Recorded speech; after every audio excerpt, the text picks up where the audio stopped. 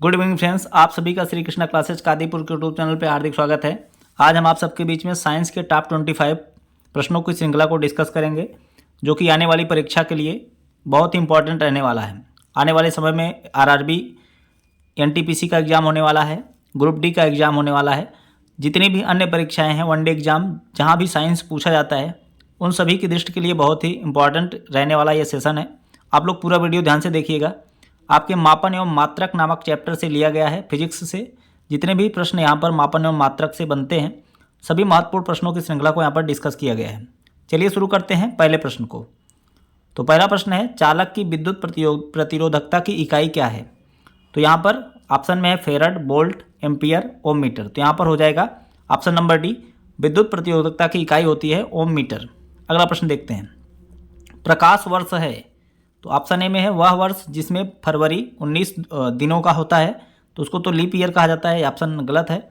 वह दूरी जो प्रकाश एक वर्ष में तय करता है, वह समय जो सूर्य की किरण पृथ्वी तक पहुंचने में लेता है, वह समय जिसमें अंतरिक्ष यान पृथ्वी की चंद्रमा तक पहुंचने में लेता है। तो यहाँ पर हो जाएगा ऑप्शन नंबर बी, वह दूरी जो प्रकाश एक वर्ष में तय करता है।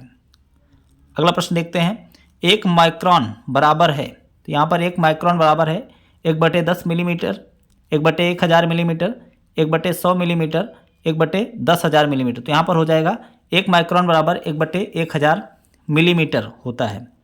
अगला प्रश्न देखते हैं, पास्कल इकाई है आर्द्रता की, दाब की, वर्षा की, तापमान की। तो यहाँ पर पास्कल जो होता है यह दाब की इकाई होती है। ठीक है, पास्कल दाब की इकाई है। पार्शिक मात्रक है दूरी का, समय का, प्रकाश की चमक का, चुंबकीय बल का। तो यहाँ पर हो जाएगा पार्शिक जो होती है यह दूरी की इकाई होती है। अगला प्रश्न देखते हैं, प्रकाश वर्ष इकाई है। तो प्रकाश वर्ष जो है यह भी दूरी की इकाई है। प्रकाश के द्वारा एक वर्ष में तय की गई दूरी की लंबाई, कुल मार्ग की लंबाई को ही प्रकाश वर्ष कहा जाता है। अगला प्रश्न देखते हैं, अगला प्रश्न है, एक पार्शिक तारों संबंधित दूरियों को मापने का मात्रक बराबर होता है। तो यहाँ पर हो जाएगा 4.25 वर्ष, 3.26, 4.50, 3.05। तो यहाँ पर हो जाएगा 3.26 प्रकाश वर्ष। तो एक पार्सेक जो है तारों संबंधी दूरियां मापने का मात्रक 3.26 पार्स जो है प्रकाश वर्ष के बराबर होता है। अगला प्रश्न देखते हैं, कार्य का मात्रक है। तो कार्य का मात्रक जो होता है यह जूल होता है। ठीक है, कार्य का मात्रक जूल होता है। अगला प्रश्न देखते हैं, शक्ति का मात्रक है। तो ऑप्शन में है हर्ट्ज, वोल्ट, वाट और न्यूटन। तो यहाँ पर शक्ति का मात्रक जो होता है वह वाट होता है। ठीक है, वाट जो होता है शक्ति का मात्रक होता है। आवृत्ति का मात्रक जो होता है हर्ट्ज होता है। ठीक है, इसको आप लोग ध्यान में रखिए। यहाँ पर हो जाएगा option number C, option number C सही जवाब हो जाएगा। अगला प्रश्न देखते हैं, एक हार्स पावर में कितने वाट होते हैं? तो ऑप्शन में है 750, 746, 748, 1000। तो यहाँ पर हो जाएगा एक हार्स पावर बराबर 746 वाट। अगला प्रश्न देखते हैं, 1 किलोमीटर दूरी का तात्पर्य है। तो यहाँ पर 1 किलोमीटर में 100 मीटर होते हैं, 1000 मीटर होते हैं, 1000 सेंटीमीटर होते हैं, इनमें से कोई नहीं। तो यहाँ पर 1000 मीटर, 1 किलोमीटर बराबर 1000 मीटर। अगला प्रश्न देखते हैं, पारिस्थितिकी दाब की इकाई क्या है? तो यहाँ पर पारिस्थितिकी दाब की इकाई बार, नाट, ओम, जूल। तो यहाँ पर पारिस्थितिकी दाब की इकाई हो जाएगी बार। ठीक है, पारिस्थितिकी दाब की इकाई हो जाएगी बार। अगला प्रश्न देखते हैं, एम्पियर मापने की इकाई है। एम्पियर जो है इसके द्वारा विद्युत धारा को मापा जाता है। ठीक है, विद्युत धारा की इकाई है एम्पियर। अगला प्रश्न देखते हैं, पायरोमीटर निम्नलिखित में से नापने के लिए प्रयोग में लाया जाता है। तो यहाँ पर हो जाएगा आर्द्रता, उच्च तापमान, भूकंप की तीव्रता, वायुदाब। तो यहाँ पर उच्च तापमान मापने के लिए किया जाता है पायरोमीटर का उपयोग। ठीक है, अगला प्रश्न देखते हैं, निम्नलिखित में से किसने, यहाँ पर किसने जो है एक्सरे का आविष्कार किया? यहाँ पर एक्सरे हो जाएगा, एक्सरे, किसने एक्सरे का आविष्कार किया? तो यहाँ पर सही जवाब हो जाएगा रॉन्टजन ने। ठीक है, तो एक्सरे का आविष्कार किया था रॉन्टजन ने। यहाँ पर मिसप्रिंट हो गया था, तो यहाँ पर एक्सरे होगा, एक्सरे का आविष्कार किया था रॉन्टजन ने। अगला प्रश्न है, महासागर में डूबी हुई वस्तुओं की स्थिति जानने के लिए निम्नलिखित में से किस यंत्र का प्रयोग किया जाता है? तो ऑप्शन में है ऑडियोमीटर, गैल्वेनोमीटर, सोनार, इनमें से कोई नहीं। तो यहाँ पर हो जाएगा सोनार। तो सोनार तकनीकी के माध्यम से महासागर में डूबी हुई वस्तुओं का पता लगाते हैं। ऑडियोमीटर के जो है ऑडोमीटर का प्रयोग किया जाता है। किसी भी गाड़ी की चली गई दूरी जो है मापी जाती है ओडोमीटर के द्वारा। इसको आप लोग ध्यान में रखिए। अगला प्रश्न देखते हैं। मेगावाट बिजली को नापने की इकाई है जो उत्पादित की जाती है, उपभोग की जाती है, बचत की जाती है, इनमें से कोई नहीं। तो मेगावाट जो उत्पादित की जाती है बिजली, उसको नापने की इकाई है। अगला प्रश्न देखते हैं। मैनोमीटर के द्वारा किसकी माप की जाती है?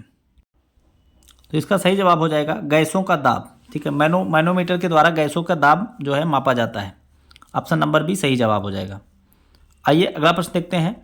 डाबसन इकाई का प्रयोग किया जाता है पृथ्वी की मोटाई मापने में, हीरे की मोटाई मापने में, ओजोन परत की मोटाई मापने में, सौर के मापने में। तो यहाँ पर डाबसन का प्रयोग किया जाता है ओजोन परत की मोटाई को मापने में।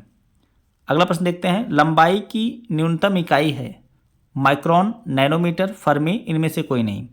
तो यहाँ पर लंबाई की न्यूनतम जो इकाई है उसका नाम है फर्मी। अगला प्रश्न देखते हैं। अगला प्रश्न है वायुमंडल की अपेक्षित आर्द्रता मापी जाती है। ऑप्शन में है हाइग्रोमीटर, हाइड्रोमीटर, लैक्टोमीटर, इनमें से कोई नहीं। तो यहाँ पर वायुमंडल की अपेक्षित आर्द्रता जो नापी जाती है वह हाइग्रोमीटर में मापी जाती है। ऑप्शन नंबर बी सही जवाब हो जाएगा। अगला प्रश्न देखते हैं। सिस्मोग्राफ क्या रिकॉर्ड करता है? तो ऑप्शन में है भूचाल, हृदय की धड़कन, वायुमंडल का दबाव, इनमें से कोई नहीं। तो यहाँ पर सही जवाब हो जाएगा सिस्मोग्राफ जो है वो भूचाल यानी भूकंप को माप करता है। और इसको जो पैमाना होता है प्रयोग किया जाता है, इसमें रिक्टर पैमाने का प्रयोग किया जाता है, जिसमें 1 से लेकर के यहाँ पर 9 तक गिनती बनी होती है। 1 से 9 तक अंक लिखे हुए होते हैं रिक्टर पैमाने पर। तो सिस्मोग्राफ भूचाल को मापता है। और यहाँ पर हृदय की धड़कन जो मापी जाती है वह स्पिग्नोमैनोमीटर के द्वारा मापी जाती है, जिसको हम कहते हैं बीपी। ब्लड प्रेशर को मापने की इकाई जो है पैमाना जो होता है वह स्पिग्नोमैनोमीटर है। आइए देखते हैं अगला प्रश्न। वायुमंडलीय दाब मापा जाता है बैरोमीटर से, हाइग्रोमीटर से, नैनोमीटर से, इनमें से कोई नहीं। तो यहाँ पर बैरोमीटर से मापा जाता है वायुमंडलीय दाब। ठीक है, ऑप्शन नंबर ए सही जवाब हो जाएगा। अगला जवाब है रक्त दाब मापने का यंत्र है। यहाँ पर टेकोमीटर, स्पिग्नोमैनोमीटर, बैरोमीटर, इनोमीटर। तो यहाँ पर हो जाएगा स्पिग्नोमैनोमीटर के द्वारा मापा जाता है जो है रक्त दाब। अगला प्रश्न देखते हैं। प्रकाश की तीव्रता नापने के लिए जिस उपकरण का प्रयोग किया जाता है उसे कहते हैं एनेमोमीटर, लक्स मीटर, अल्टीमीटर, यहाँ पर कैलोरीमीटर। तो यहाँ पर हो जाएगा लक्स मीटर। लक्स मीटर के माध्यम से ही प्रकाश की तीव्रता को मापा जाता है। तो यहाँ पर आज के प्रश्नों की श्रृंखला यहीं पर समाप्त होती है। आपको वीडियो कैसा लगा जरूर बताएंगे कमेंट बॉक्स में। एक बार वीडियो को अगर लाइक नहीं किए तो लाइक करें, चैनल पर नए हैं तो चैनल को सब्सक्राइब करें।